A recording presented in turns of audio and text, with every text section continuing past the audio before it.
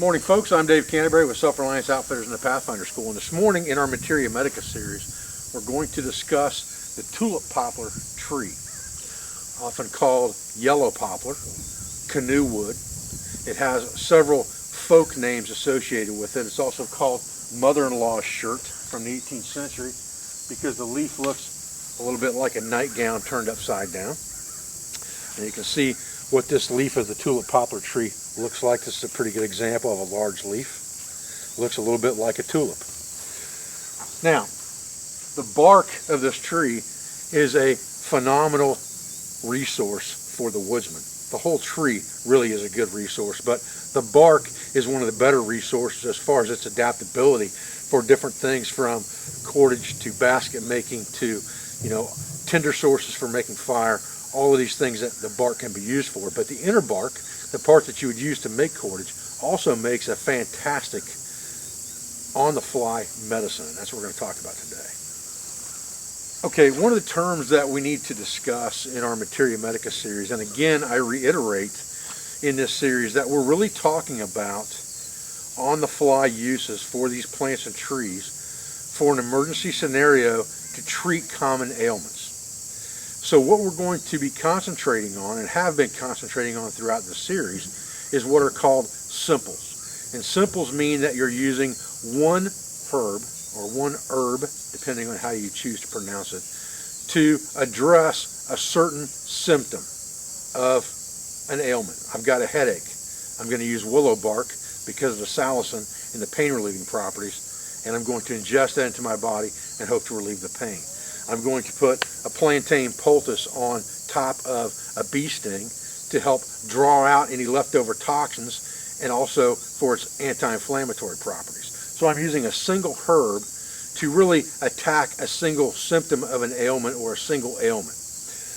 And with tulip poplar, the beauty of this tree is that it is used for lots and lots of things traditionally in medicine, from a heart tonic to a carminative for digestion, to things like substitutions for quinine for malaria. And it was combined in what was called a triangle formula with dogwood and black cherry bark to make this formula that was a substitute for quinine. And the part that tulip poplar played in this formula was that it was a tonic of sorts that would help relieve nervous symptoms that come with shakes and things like that that are associated with malaria, where your immune system is overactive and you have worn your body's system down from the shivers and the chills and things like that. And it was a tonic for that type of symptom.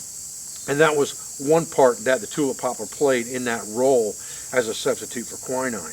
For us, we want to use it for the carminative properties of the plant more than anything else when it comes to on-the-fly uses. And a carminative is something that we can put into our system that will help regulate or tonify or make regular our digestive system. So if we are nervous, we have a lot of tension from an emergency scenario, and we've got a nervous stomach, this tonic of tulip poplar bark as a carminative will help to curb those things and help to regulate our system and help us to get not only our appetite back, but help us metabolize food better, help with our digestive system. And it's also a very good astringent that can be used internally in place of something like a female tonic in the blue or the black cohosh, because it tonifies the uterus and it's also an astringent. So all of those things are important to remember. Let's talk about how we utilize this bark on the fly. Now, we've talked about different ways to utilize these herbs, from infusions to decoctions to poultices to tinctures and those type of things. And we haven't really gotten too deeply into how we make some of these things, because some are more difficult to make on the fly than others. What I will talk about real quick in this video is a tincture. And a tincture is something that can be made at home and carried in with you, but it's not something that you can really make on the fly very easily because it's going to take time. And a tincture basically is utilizing that material with alcohol or vinegar.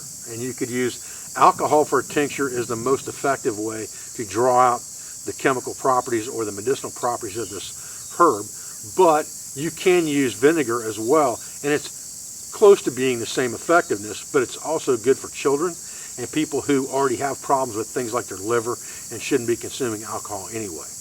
And basically what you do is you will make a ratio of herb to menstruum, and the menstruum is whatever you're mixing this with that's going to draw those properties out. In this case, it is vodka. And they recommend at least 40 proof, so it needs, or 40% alcohol, so it needs to be 80 proof, because the percentage of alcohol is half the proof. So if you've got an 80 proof vodka, you're going to have 40% alcohol, and that's what this is here.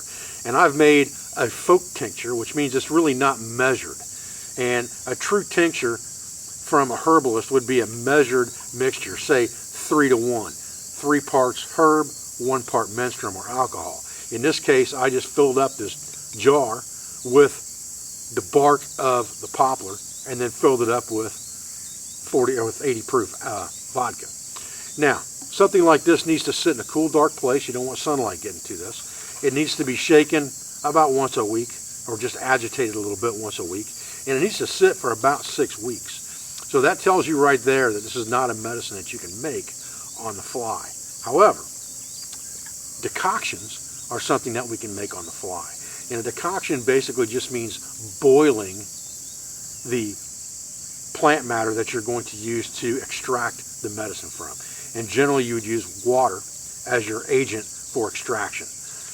And a decoction just means that you're actually putting the herb on the fire and boiling it down. You're boiling that water down to extract the herb from the heat, the rolling boil, and all of those types of things. If you're making an infusion, you're basically making a tea. You're heating the water and you're pouring it over the herb or adding a tea bag or whatever the case may be, and you're going to let it steep off the fire in a covered pot. That's an infusion.